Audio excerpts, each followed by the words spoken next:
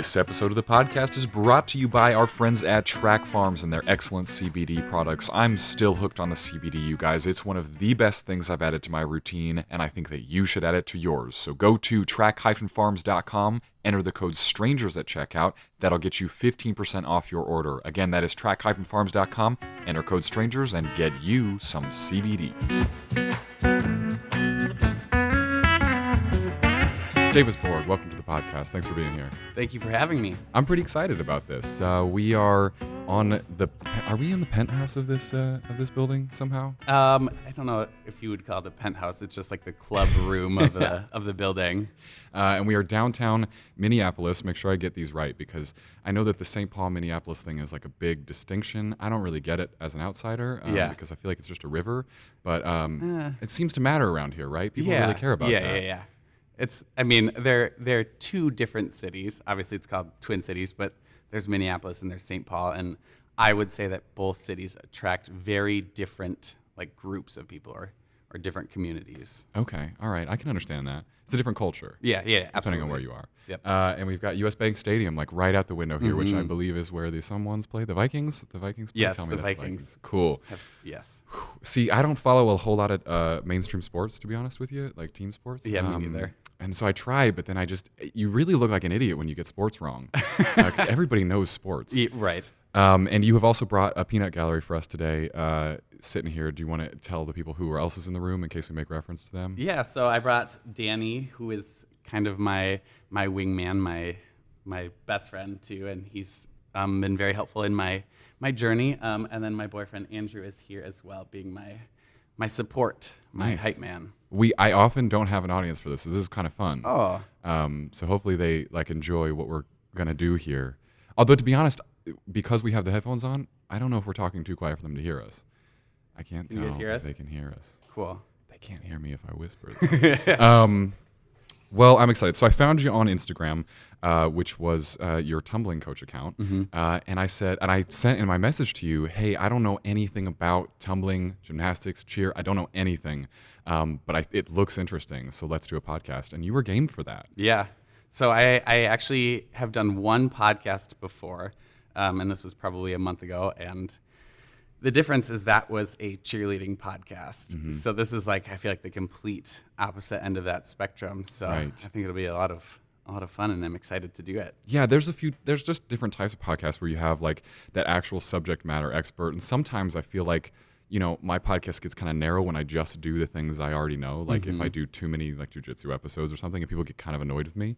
And so I really have to broaden it out. And that was the point of the show from the beginning is it doesn't matter what it is as long as I think, what the person's doing is kind of cool. So, but I wanted to let you know I did my homework for you. So I tried to learn some things about this whole world so that I could try to keep up and at least not say the wrong things. Yeah. So I think we'll have a lot of fun. Cool. So tell the people a little bit about what you do, just so they can get some background on you. So I coach actually as of recently tumbling, which is the flipping and the gymnastics portion of cheerleading, and that's a recent leap of faith that I've taken. I've been coaching cheerleading for 8 years, and as of 2 weeks ago, I actually stepped down from my coaching position to pursue this brand that I've started, the Tumbling Coach, full time. So that's been a new journey that's started for me. That's cool. So how does it all work? Is it basically individual instruction a whole lot, or are you going to do online education? So it started out as I was just doing private lessons for some of the kids on the teams that I coached. And then it started to grow, and I work with school programs now. I'll do team tumbling lessons for them. I'll do small group lessons. I've started doing some staff trainings, some clinics around the country.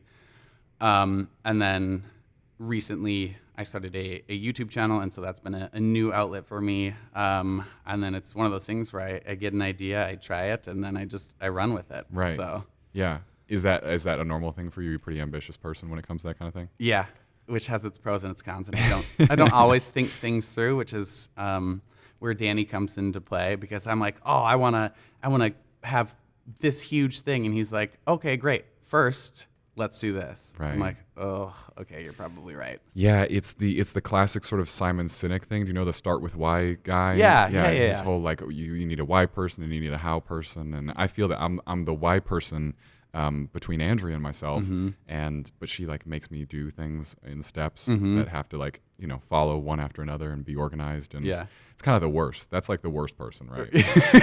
We need them, I guess. Yeah, that's actually, I've used that same reference with Danny. Yeah. And it's like probably the best partnership that you can hope for, I think. Yeah, it holds up really well. It's a good idea of like how to make anything happen because those two things just don't seem to go hand. It's like the right brain, left brain. It's like you need someone on both sides of the equation to balance things out. Yeah. Oh yeah. Well, that's pretty cool. So I did, like I mentioned, I tried to learn a little about tumbling, and I tried to learn at least some of the terms and things like that. Because I'm mostly just a clumsy guy, so none of that ever was a part of my life. I think I did gymnastics like at the Y when I was about 7 years old or so, and that's about as far as I got. I think I was getting bullied or something.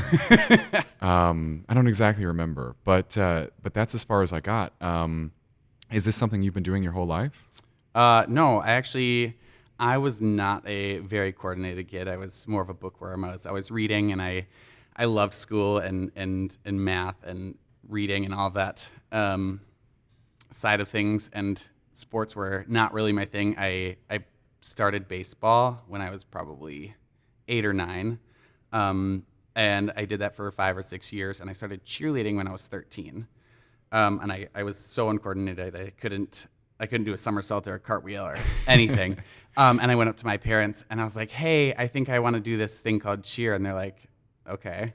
And then I was like, and I want to quit baseball. And they're like, oh, okay. And then I was like over and done with baseball. And then I started doing cheer when I was 13. Okay, so did you grow up in Minnesota? I did, yeah. So I'm from Oak Grove, which is like 45 minutes north of the cities. So it's a small town. Okay, gotcha. So even colder, if it's possible.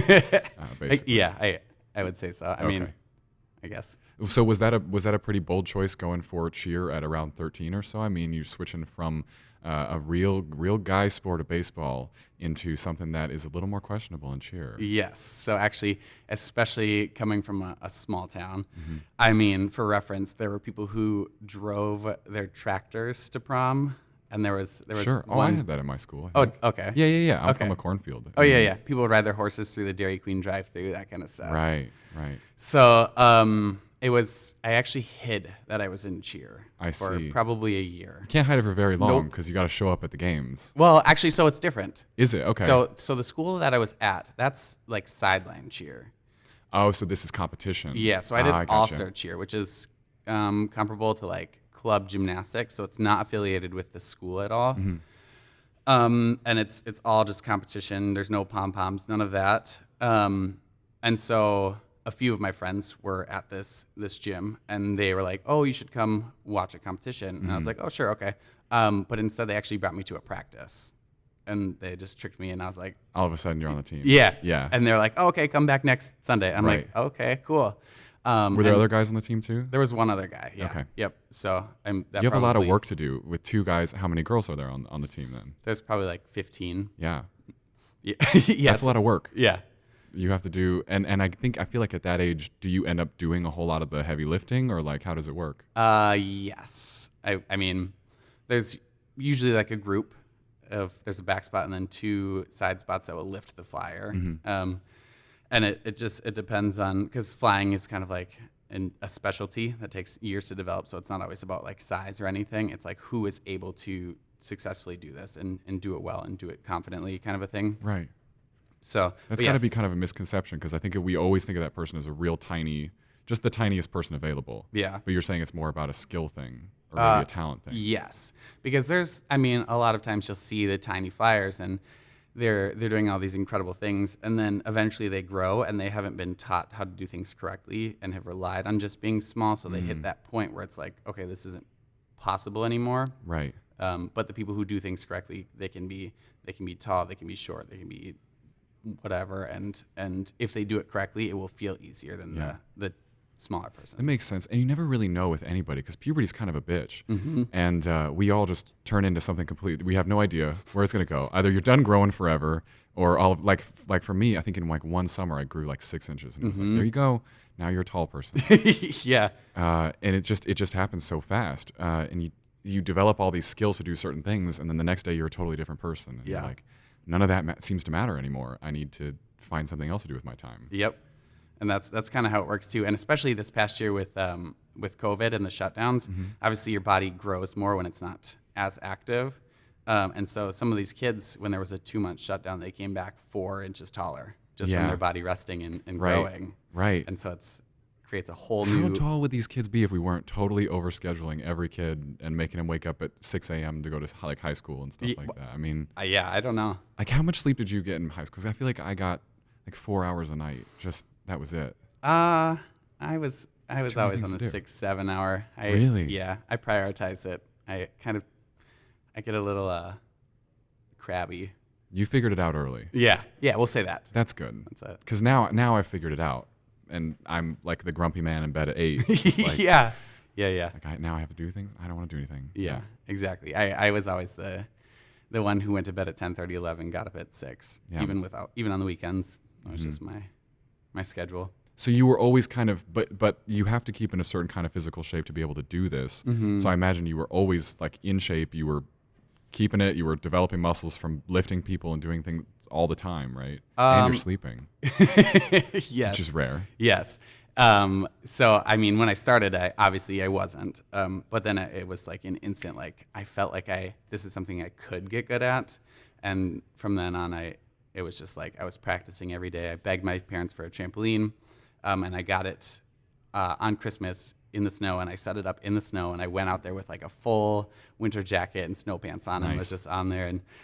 And it was, I mean, it's one of those things that for me, it was play. It wasn't like I had to do it. I enjoyed every bit of it. Right. That's cool. So you've been driven to that, and has there been any gap for you, or it's just been a focus on that since you were that age? Can't get enough. Well, I mean, I've been obsessed, if you will. It's a very unique sport where I think a lot of people who are passionate about it, it's like the only thing, and that's their social circle, that's their friend group. And I'm sure that happens in other sports too. So maybe I'm biased just because that's my experience with it. But it's a very passion-driven sport. But even now I'm still on a competitive team. So it's been pretty consistent for 13 years. Yes, so. Team Planet Spirit, if I'm not mistaken. So that's actually where I was. Yes, that's the gym that I recently stepped down from my coaching position at. So now I'm exploring all options for what a cheer team could be for me, because I have this like little voice in the back of my head that's telling me, okay, one day I'm not going to be physically able to do this anymore, and I don't want that day to come and be like, wow, I wish I would have done it for one more year. Right. So that's kind of my guiding force to keep me going. Well, this was the other thing I wanted to ask you about, because it seems like you have a focus sort of on the, it's not like PT side of this, but just on the doing things correctly and functionally and avoiding injury. I've seen you talk a whole lot about this. This is a big focus for you. Have you had like bad injuries in this sport or seen bad injuries? Yes. So a lot of my tumbling was self-taught. I would record myself and look at my videos and then look at YouTube videos, and I'd be like, okay, what's different from what I'm doing and what they're doing? And I would just learn as I went. And there were times when I would try things that I wasn't ready for. I hyperextended my knee once, and I tore 3 of the ligaments and cracked my tibia. Yeah, and I don't even like to hear that. You know what I mean? Because you picture it just. Yeah. It was a lot. And I was. What were you doing? How did that happen? It was like it's called a punch front step out, where you do a front flip and then you continue to tumble out of that. And I didn't have enough height, and so I came down, not up and down on my knee, but at an angle, and so it just popped it backwards. Were you like in a gym? Were you on a floor or on a spring floor? Yeah. Oh, wow. Yep. Okay. Wow. So that was a big setback, and I've broken my foot, sprained my ankles, I've done all this stuff, and I'm feeling the effects of it now, of all that like improper use and improper training with like aches and all of these. And I feel like, I still like to think I'm pretty young. I'm 26. And it's one of those things where like, I don't think I should have this many aches and pains. And so my goal is to help prevent that in the future generations. Both for yourself and for these kids that you're helping. Yeah. So I actually went to school here at the University of Minnesota, and I got my degree in kinesiology, which is like exercise science. And so that's also been a big I guess, guide in the way that I do things. That's super cool. So what is the focus? I want the details on this, because there's so much debate on all these things, whether it's like rolling versus stretching versus heat and cold, and I mean, there's just so much. Like, how do you keep it all straight? Like, where do you go to decide what your kind of I guess your like philosophy with all of it is? Yeah, so I've been lucky enough. I have a really great mentor. Her name is Debbie Love, and she is, I don't know, I would say the gold standard of tumbling instruction. And so she's been a very good guide for me, and that's where I get a lot of my principles. And she says that everything is like strength and mobility. Like, if you're strong enough and you're mobile enough, that's going to, in most cases, prevent or minimize any injury risk. And so it's all about the cross training, the isolated stuff, or like, how do you keep that? As far as like injury prevention, Yeah, exactly. I think it's all about preparation and progression. So a lot of times there's a push for harder skills because they score you more points, and a lot of like unsafe execution of these skills, just to try and get them in the routine. And so I try and like make sure each skill leading up to that is mastered before they begin the next skill, because then it just makes them stronger, more well-rounded athletes and people. So how here's the beginner questions. They're going to start now. They already started a long time ago. How do you determine like how difficult certain things are? Because I always feel like it's such a subjective thing as you watch, like if I'm watching the Olympics, I'm watching a floor performance. Certain things look like, oh, that seems fairly doable to me, but that looks impossible. And then the difficulty is the complete opposite. Yeah. And that's something that's just determined by the score sheets. In cheer, there's 7 different levels. And then as far as tumbling goes, there's 6 different levels. And on the score sheet, it's like, these are the skills that are level 1 skills. These are the skills that are level 2 skills. Some of them I am like, okay, that's a really hard skill. Like for me personally, there's a level 1 skill. It's called the Back Walkover. And it requires a lot of flexibility, a lot of strength. And it's a skill that I just jump past. And I'm now trying to work my way back to, and I still can't do one. And it's considered like a beginner skill. Right. This is where you would, I imagine, like put your hands back and go into some sort of bridge and then kick your legs over. Yep. See, that just doesn't even seem physically possible to me. Yeah. Okay. So, so this is, it's all, I mean, it's a lot of flexibility. How do you keep the flexibility? Like, do you just stretch constantly, or like, how exactly can you become that flexible to do these things? Yeah, so I think that's actually a pretty common misconception too, is that like stretching is going to lead directly to flexibility.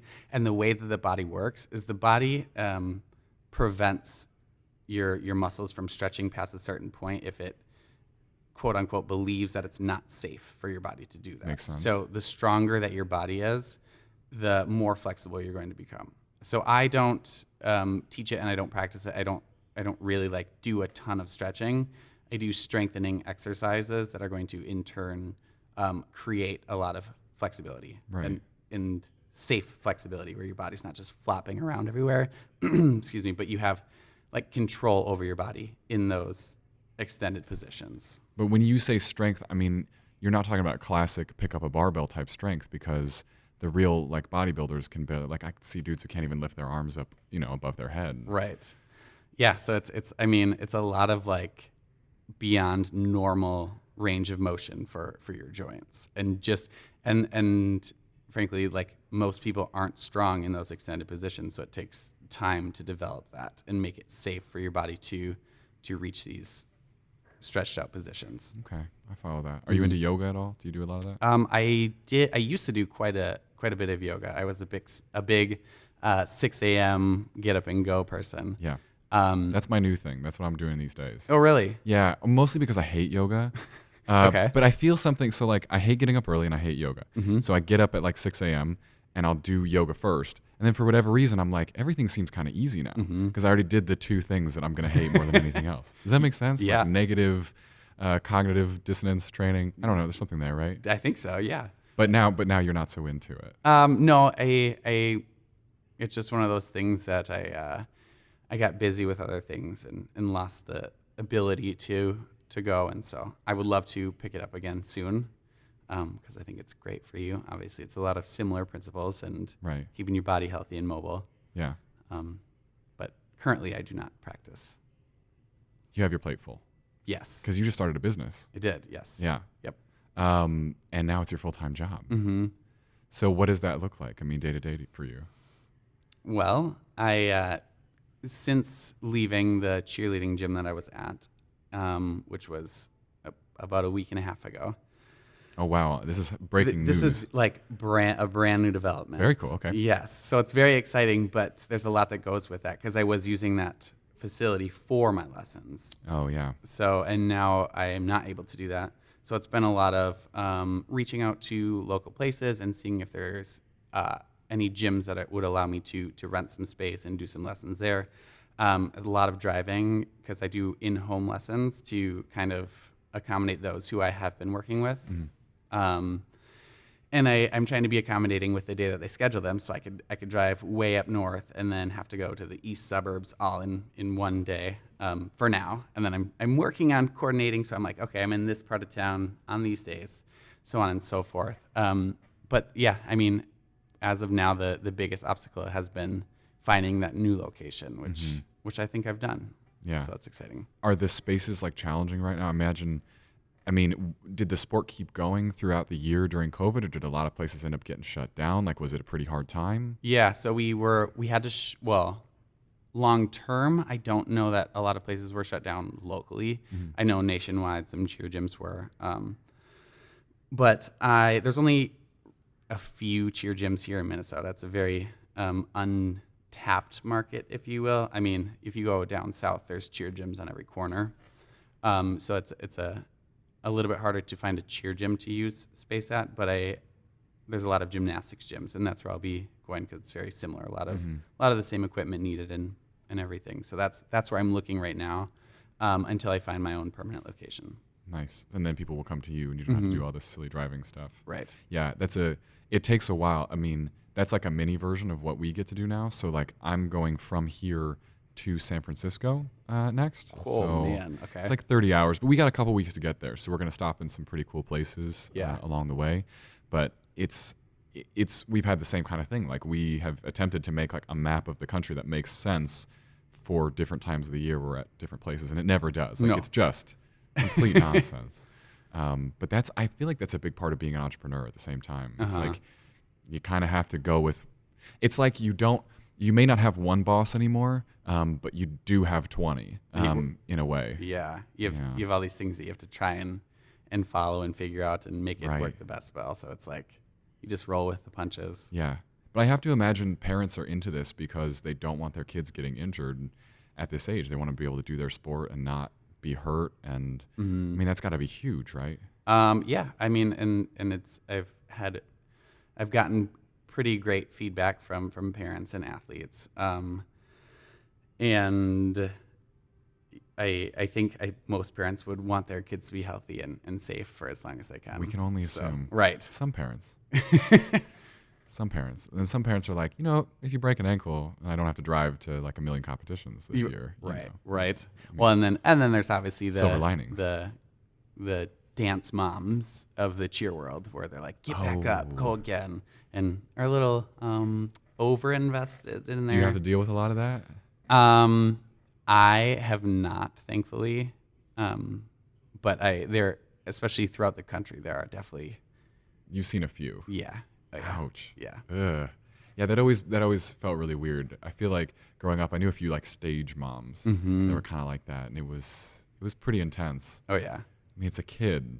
It's just a kid. Let them do what they're gonna do. Right. Well, and it's a little bit different even because for cheer, there's not like a professional cheer team that you can. I mean, sure, there's like the Minnesota Vikings or the Dallas Cowboy cheerleaders, but you don't. It's not comparable to a professional sports team as far as career. Right. So what are the aspirations of these kids that you're working with? Do they want to carry this through till college, or some of them want to do this professionally, or? I think a lot of them, it's college, and there's like It's cheer. There's like this weird culture where the teams that are exceptionally talented, a lot of the athletes get fame in quotes. Oh, I see. And Okay. so they get hundreds of thousands of Instagram followers.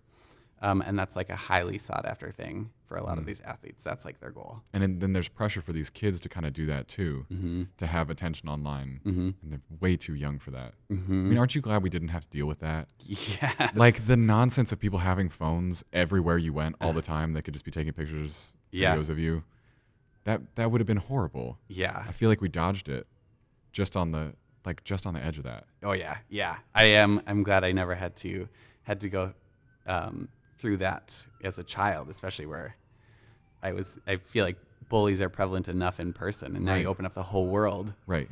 And then you're like 13 years old and you go to these competitions and there's other people who are famous on social media and you're not. And all of a sudden you want to be, and people are swarming them, trying to get a picture with them. And the reality of it is it's just another 13-year-old kid. Right. Yeah, it's messed up. It's messed up. It's wild. But at the same time, you are also making content on social media because you want to get clients. You also are, just like me, like we're all using the attention of the internet to be able to hopefully continue to pursue our thing, our business, our whatever. Yeah. So it's not like you can blame the kids for wanting that. No, absolutely not. And they too much pressure. Oh, yeah. It's an actual job. Uh-huh. And I mean, they have worked very, very hard to get the attention that they are. Not like working on the attention, but on their skills. They're very, very talented, and obviously a lot of hard work goes into that. It's one of those things. I wish there was another reward for that. Right. That wasn't just social media followers. I don't know what that like, looked like. Well, I mean, I think it's what there always used to be, which is like an internal reward. It's like knowing that you accomplished the thing you were setting out to accomplish. Yeah. But when there's this other cookie out there, it's like, I want that one. That one seems, my friend is famous on the internet, so why shouldn't I be? And right. Yeah, it's funky. And I'm such a hypocrite because I do it too. Because this podcast exists online. Luckily, I don't care. I don't care how many people watch this podcast. And I've said that from the beginning. Like, it's so much more fun to me just to meet cool people. This is just the excuse to do it. So. Yeah. And that's, I try and frame my business with a similar viewpoint. Like, I put this stuff out there for people to have as a resource. If one person benefits from it, then I feel like it was worth it. Exactly. They learned something, and they are now more empowered to have a better cheer career or tumbling career. I saw something that you were doing too that seemed like a good reward. It seemed like you have these verified. I'm forgetting what these cards say. Oh yeah, verified tumblers. Verified. Yeah. So what does that mean? So that's I do this tumbling program. It's called the 12-week program. And when people go through that 12-week program, where we focus on self-talk and muscle development and also skill progress. Once they go through that 12 weeks, then that's just kind of like the branding that I use to signify that they've completed that challenge. That's cool. So there's something else to work for. Yeah. Besides the internet fame. Right. Did we just have an earthquake, by the way? Am I the only one that noticed that? I didn't feel anything. It was creepy. There are definitely not earthquakes here. But okay. Well, until there is one. I guess. Yeah. I have all these horrible dreams about being on top floors of buildings with earthquakes. So this is fun. Well, we're on the top floor. We are. We've made it.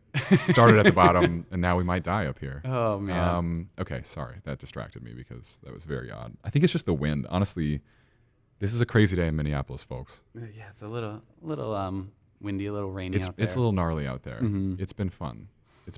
I told you guys this on the way up, but for the listeners, we did have a fun tornado warning moment at the RV park we're staying at, which, tornadoes love RVs is the thing, because that's what you always see on the news is them ripping apart RVs and mobile home parks and things like that. So we definitely went to the shelter and waited it out, but we were thinking about it. We were a little nervous. You're planning next steps at that point. You're like, what are we going to do?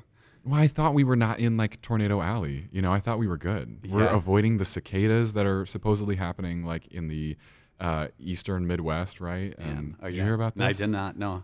It's it's like every 17 years or something, all the cicadas come out. because that's how I don't know, how they hatch or something. Okay. And I was there once for sort of it happens like all right, I'm gonna get this all wrong for my scientist listeners. But it's like every 8 years, a bunch come out, and then every 17, an even bigger swarm comes out. And I remember the last one in Illinois, and it was like you're walking down the street on like fallen leaves, except it's all bugs. That sounds awful. That reminds me of did you hear about the thing in Vegas with the grasshoppers? No. It was a very similar thing. Like there was swarms of them that looked like clouds in the. Don't tell me that. Yeah. And I had a conference in Vegas at the same exact time. And thankfully it was like down the strip from where we stayed. So we didn't really see any, but you look at the pictures and it was disgusting. That's horrifying. Mm-hmm. That's horrifying. And then my living style is really a problem because like I just feel like RVs are pretty well sealed up. Oh yeah. But probably not the same as like your apartment that is a room inside of another room inside of another room. Like we would have bugs in there. A lot of bugs inside. We had a mouse. Oh. Yeah, it was gross. That is kind of. It's the worst. I don't want to talk anymore about it. Oh, okay. It makes me sad. We did not keep him. No pets. We do have a pet. You do. But it's weird. We have a guinea pig. Oh. So we have a rodent, but then this rodent is a problem. But the rodent that we feed every day is not a problem. Mm-hmm. Interesting. I'm not a big fan of that. You see how I told you this podcast will just go wherever my brain goes. Any which way. Yeah. What were we talking about? Tumbling, right? So you had another big project that I noticed. It's actually how I found you, which was this small business grant thing that you were doing. So tell me how it panned out, first of all, and then tell me about it. Well, I unfortunately did not get the grant. It was for a $50,000 business grant. And I was trying to design a shoe for tumbling and cheerleading that was just a little bit more thought through. A lot of shoes in cheer they're not very durable. They wear out super easily, and there's no arch support.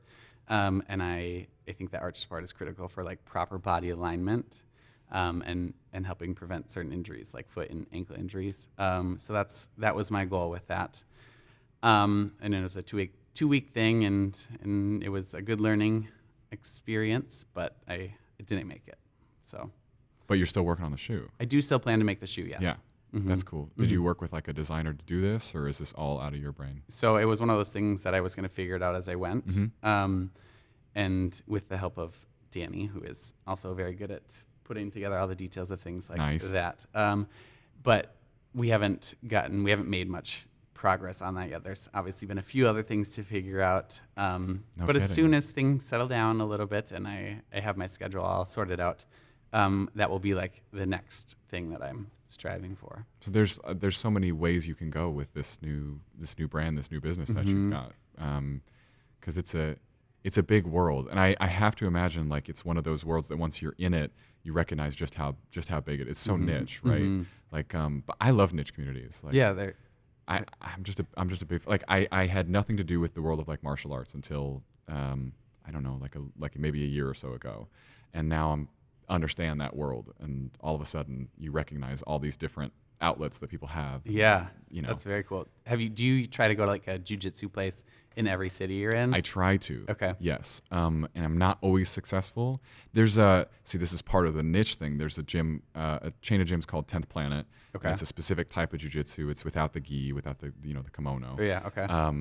And it's just kind of its own style. So it's kind of easy to bounce around between those gyms. I know you can get good instruction, but I've gone to some places that are like, because I'll be middle of nowhere, Texas, and go to a gym that's totally different. And I'm looking at the instructor and I'm like, everyone I've ever had instruction from could kick your ass, And so you don't go to that gym. Yeah.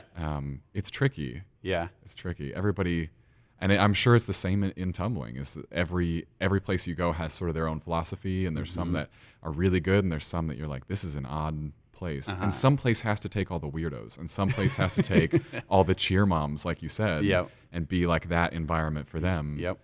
And it's weird in those environments, right? Yeah.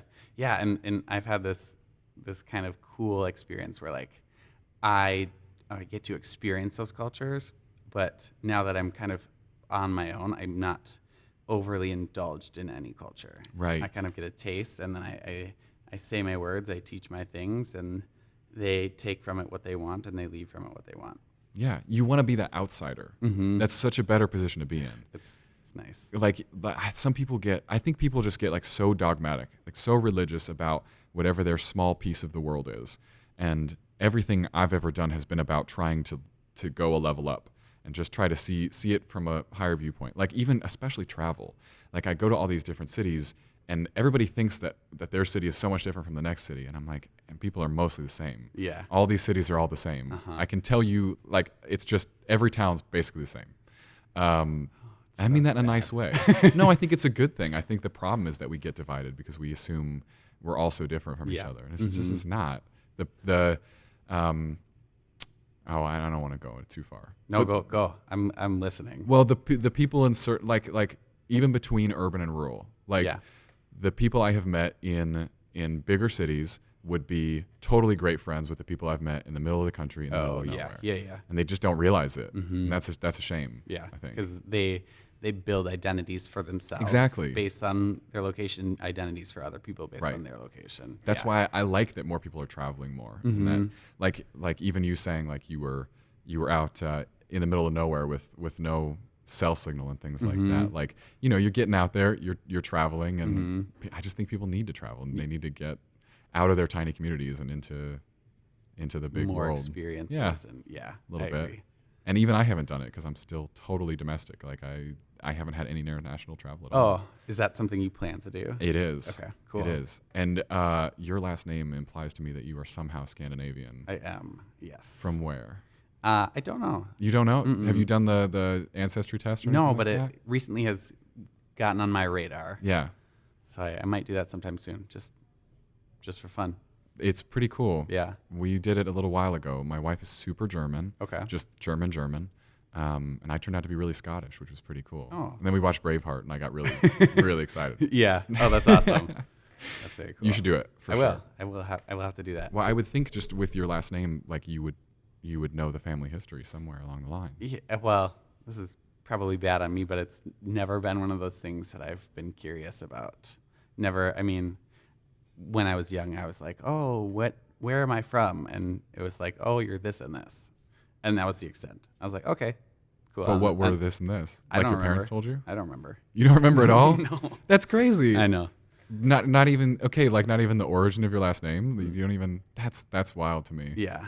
Yeah, I don't know. Had other things on your mind, I guess. Yeah, I've always been like forward looking and not like backwards. Sure, okay. So that's, I guess but then COVID hits and, you know, you get stuck inside for a little while and you get bored and you start looking backwards, right? Didn't happen. No, I started a YouTube channel and just started doing new things. Yeah. Well, fair enough. Busy guy. I'm not telling you what to be interested in, but I've never been all that fascinated either, but I loved the idea of like doing the test. I thought that was really cool. Yeah. Oh, I mean, me too. And it's one of those things that's recently become of interest because I like acknowledge that I don't know. And I'm like, okay, I not only feel like I should know, I'm getting curious about it. Right. Are you bothered by things that you don't know? No. Not at all. Mm-mm. That's pretty cool. You'll do well as an entrepreneur then, because I feel like that'll lead to like some good single track mind, just like make a decision and go with it kind of stuff. Yeah. And to a fault, I will make decisions without thinking through all the way. I see. And then, but the flip side of that is I don't look back. So I'm like, this is my decision. I don't wonder what if I just continue down that path. Mm-hmm. So that's cool. Yeah. All right. Sounds a little defensive on this one, but not defensive. All right. It's actually something I think about a lot. It's like how I make decisions. And I work with like a couple professional coaches in like career and just like personal development. And it's one of my areas of improvement. And I try and improve it, and I'm very aware of it. Are you able to apologize after a fight? I was looking in that direction. He's not listening. Yes. Well, that's good. Yeah. Well, and he's not very. Does he apologize after a fight? Don't even put all the time. immediately. I feel well. To be fair, that's the only like rear-facing thing that you need. Oh yeah. You know what I mean? To function, you have to be able to apologize, and recognize when you're wrong. Yes. But you don't have to look around and be like, I care about everything, and it bothers me where my ancestors came from and things like that. I'm not implying that. Yeah. That's fine. That's cool. Oh yeah. I'll apologize, and I'll be like, you know what? You're right. That was wrong on me, or whatever it is. Yeah. So, okay, I have to go backwards because there are other things I wanted to ask about. Yeah. The shoes. Yes. Because arch support is kind of a hot topic. But I recognize that it's different in various sports compared to just sort of when people talk about walking around or even running or things like that. Right. Because a lot of people that I talk to are into this whole barefoot, minimalist shoe thing. I'm into it too. I like it, and I started running, the barefoot running and stuff. But maybe it must be different when you have the kind of impact that you're dealing with on your feet, the kind of stuff that can tear your knee apart. That could happen to you. So it's just a different thing in the sport, right? Yeah. Well, and I think that it obviously you can strengthen the muscles in your foot to try and strengthen the arch. But yeah, it's very high impact. And so I think it's one of those things that just a little extra outside help would help prevent a lot of long-term problems. Right. Is there a concern with these kids like doing too much physical activity? This was the thing I always heard when I was a kid. It's like if you do too much physical activity, it'll restrict you from like growing. Different things like that. Like you're not supposed to get really, really swole when you're that age because you might not grow. I mean, it is true to an extent. I mean, I think of like Olympic gymnasts. They're short. They're shaped different. Yeah. And I mean, I'm sure it's partially genetics, but also the high impact does either prolong your growth or make it happen later or stunts it altogether. Yeah. I was just thinking that last night. I was watching the Simone Biles thing. Oh, yeah. Because you heard about this, I'm sure. Oh, yeah. She just landed some new thing, and I was watching it, and that's insane for one thing. She's crazy. I saw her practice run doing this thing, and she was like a little bit short on her landing, but then when she actually did it in the competition, she like overdid it. Oh. So she went like too far. So she had too much power for this like particular thing she was landing. Yeah. But I was looking at just her body shape, and she's like, she has no legs, but her arms go down to her knees. Like, that's just different. And I think she's like 4'9". Oh yeah. Yeah. So yeah, obviously it's a little bit easier to flip. She's with like an NFL player too. I saw a picture of the two of them together. Yeah. And I mean, she must come up to his waist. Yeah, right. It's just that's as far as it goes. Yeah, he's giant. Uh-huh. Did you hear about her brother? No. The big thing? I did not. Yeah, her brother's on trial for murder. You didn't hear about this? No. Yeah. Holy sometimes when smokes. people want to bury things, they get buried, I guess. Well, it's her brother. It's not her fault, of course. Right. But, yeah. But yeah, he was on trial for murder, and then they just declared it a mistrial because someone gave the jurors documents they weren't supposed to see. Got it. And so now they have to do it all again. Oh man. Yeah. That's too bad. That's I mean, and the thing is like whether this was, because the debate is like, was it self-defense or not? Oh yeah, okay. So but either way, she's like got this amazing career, and then you've got this brother who's on trial for murder. Yeah. And like, and has probably not much affiliation other than being her brother. Exactly. Yeah. Siblings are the worst. Do you have any siblings? I do. I'm the youngest of 5. So and none of them on trial for murder, I'm hoping. No. Definitely not. Okay, good. My sister isn't either, and she's not the worst, by the way. It's just good. Just an Are expression. you younger or older? I'm younger. Okay. Yeah, it's better to be. Where do you land in your siblings? I'm the youngest. The youngest of all of them. Yeah. You're the baby. Oh yeah. Of 5. What's the range? Like, how old is your oldest sibling? My oldest brother is probably 50. So that's quite a range. Yeah. Your parents were making babies for like a quarter of a century. They just couldn't stop. No, and so my mom's been remarried 3 times, and my dad has been remarried twice. So I'm actually the only child between both of them. Okay. So all of my siblings are half. So I am not only the baby, I'm also like the only child between them. Wow. Did they live with you or? My siblings? Yeah. All 5 of them? So some of them must have been already out of the house. Yeah. So I lived with my sister. She was in high school when I was younger. And then my brother was 6 years older than me, so I lived with both of them. And then my sister moved out, and then one of my brothers moved back in, and so it was like I lived with two at a time, and one would move out, then the other would move back in temporarily while they were whatever. So did any of them go into tumbling with you? Like, did you have any compatriots in your sport? No way. Wow. Mm-hmm. What did they do? Sports? My sister did horseback riding. Okay, that's a sport. Mm-hmm. And then my other brother was a baseball player, and that's why I started baseball. Yeah. Yeah. But other than that, I mean, I don't know anything about their sport history as teenagers. Do you like where these questions are going? Did you expect to answer questions? No, I had no. I had no idea where we would go with this. I don't know. Just came up. Did they know about their family history, or is that just? I mean, I probably. Yeah, they probably do. Yeah. Oh, you're saying it's pretty normal to know about your family history. Got it. Just a little, right?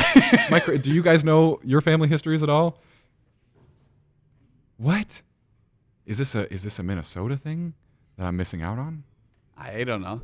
Just the people in the room. I also don't know Minnesota history. Really? But you're from here. I know. I don't know anything about it. The one thing that I've noticed here that it honestly does drive me crazy is, could you say the word bag for me, please? Bag. Oh, yeah. You do it a little bit. Okay. I mean, it's really... The long A? Yeah. Yeah. I thought there'd be more, but it just seems like it's big. Bag. Yeah. I thought there'd be more words. That I've heard that I say no. Like no. Uh-huh. And I drag that out. It's a little Canadian. Yeah. Okay. All right. Sorry. That's what I do. So my other thing for you was, I talk a lot about like nutrition on the podcast. I'm really super duper into it. Mm-hmm. Do you do anything with that when it comes to these athletes, or as a part of the sport? Like, do you have a focus on that? I try and educate them, and I try and model like what I think healthy eating habits are, and healthy habits in general. And I try and take on that like lead by example approach. But ultimately, they're kids, and I don't want to be like, you can't have ice cream. Mm-hmm. Like, eat what you want, but also make sure that you're like conscious of it, and you know what a good decision or a good healthy decision is and what isn't. Kids bounce back so fast too. For real. The metabolisms are just insane. Mm-hmm. I mean, I think about the things I used to eat, and it's like I couldn't function if I did that for 2 days. Yeah. No, yeah. I used to eat like Big Macs on the way to practice. Right. And now if I have a Big Mac, I'm not practicing for 2 days. Right. It's like I had 15 drinks. Yeah. That happens so fast. It sucks getting older. Uh-huh. But it also doesn't. Yeah, there's a lot of good There's things good that come with it. You get a little more freedom, I guess. Mm-hmm. I feel like I've got some new education on the world of tumbling. I feel like I get a sense now. Good. This is going to be the start of something. Where should I start my tumbling journey? What should I try to master first? I would say a handstand. A handstand? Yeah. Okay. Mm-hmm. I can do one of those. Mm-hmm. Oh. I can't do one of those. No, not yet. Not yet. I can do with it. Your yoga. And fall down after a minute. There you go. Yeah. That's okay. Mm-hmm. Everybody falls down. Right. But how do you get over that hurdle to like actually not fall down maybe? Stay up. I mean, you use things around you. You use walls. Mm-hmm. You practice with the wall, and then you slowly start coming away from the wall. Okay. And that's really it. So assuming I've mastered my handstand, the next thing would be the triple backflip. Oh yeah, definitely. Cool. Yep. All right. That's progression right there. Okay. Yep. I'll get to working on it. Tell people where they can find you on social media and things like that. My Instagram is at the Tumbling Coach. My YouTube is youtube.com/the Tumbling Coach. Same with Facebook. I kind of got lucky with that one there. I don't know how nobody had thought to do that yet, but I'm not mad about it. You are the also. I mean, that is right. There are no others. Yeah, I know. You cornered the market with that name. I know. I try and be humble about it and joke. The humbling coach. Yes. Yeah. The modest tumbling. The modest tumbling coach. Humble tumble. All right. And as always, thanks everybody for listening to the podcast. Thanks to our sponsor, Track Farms, for the CBD. Do you use CBD into that? I do occasionally with like some of the aches and pains that come along with tumbling, and I found it to be pretty successful. It's pretty fun, right? Mm-hmm. I'm always kind of amazed. Like I feel less like shit when I'm using that. Yeah, so. I'm actually surprised, because usually with things with all that hype, you're like, oh, I don't know. Mm-hmm. But it does. I mean, it's worked for me. Yeah. So my dad's finally going to try it. He was real nervous about it. Oh, really? Yeah, because I think there's a generational difference in terms of relationship to certain plants, and he's gonna give it a shot. I hear. I'm pretty excited. He's had lots of back issues, and I try to tell him like it doesn't get you high. Yeah, it doesn't. You don't feel anything. No.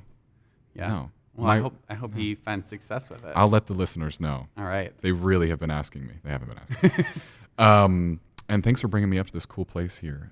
This has been pretty fun. Yeah. I appreciate the chance to see a little more of Minneapolis. See, I'd never get to come even sit up here for a minute, without meeting someone like you. So that's super cool for me.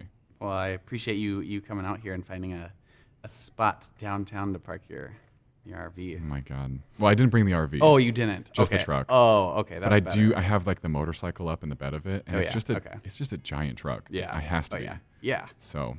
You don't see many giant trucks around here. No, I'm looking at these parking garages that the height limit is 6'8". Yeah. And I can barely walk under that, so there's no way I'm pulling this truck in Yeah, there. right. Yeah. Right. Someone did with our truck, actually, before we bought it. This is going too long. Thank you very much again. It's been a lot of fun. Yeah. Good to meet you. Yeah, nice to meet you as well. And thanks for listening, everybody. As always, we will see you on the next episode.